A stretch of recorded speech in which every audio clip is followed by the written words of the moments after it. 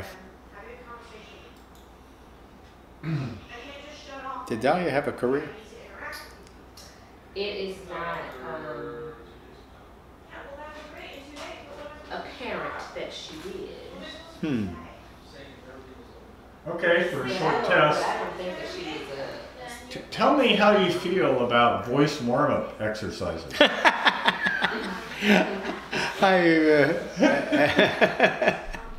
I do my own warm-ups, and that's always been a little pet peeve with me. Perhaps coaching would improve your technique and delivery, though. You should have seen the last director when I said, no.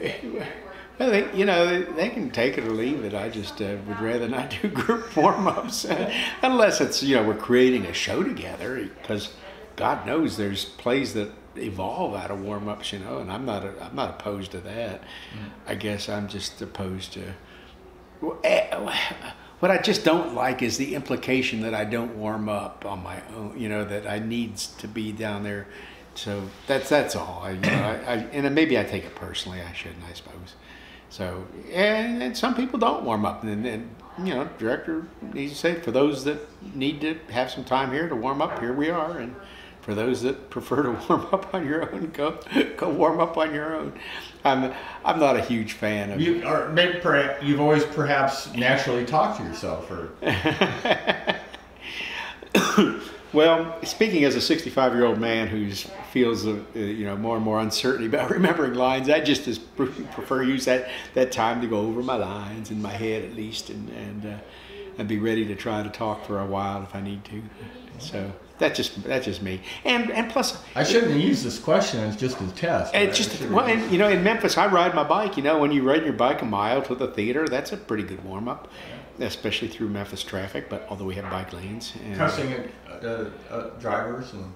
Yeah, and I have fallen twice, I guess, on the way to the theater, and that does make you a little nervous. I mean, not falling usually, just stupid things while you're standing still, not hit by a car or anything like that.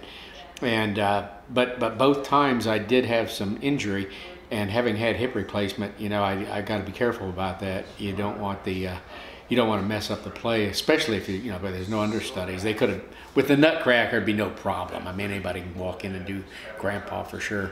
But for other plays, when I was in Mr. Ricky Calls a Meeting, for instance, I was on, practically the whole play talking, and there wouldn't have been any option of having anybody else do that role. So I got concerned about that. I had to have X-rays that night, and it was till 4 in the morning when I got out.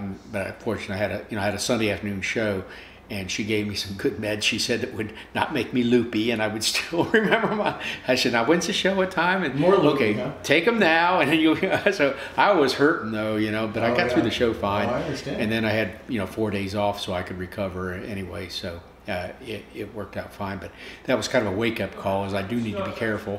Because not just for my own health, but because of that would have, something serious would happen.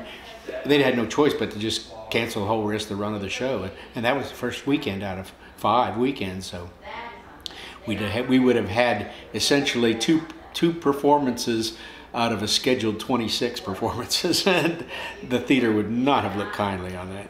No. Although they'd been concerned about my health, they're good people, but on the other hand, screwed up the whole play.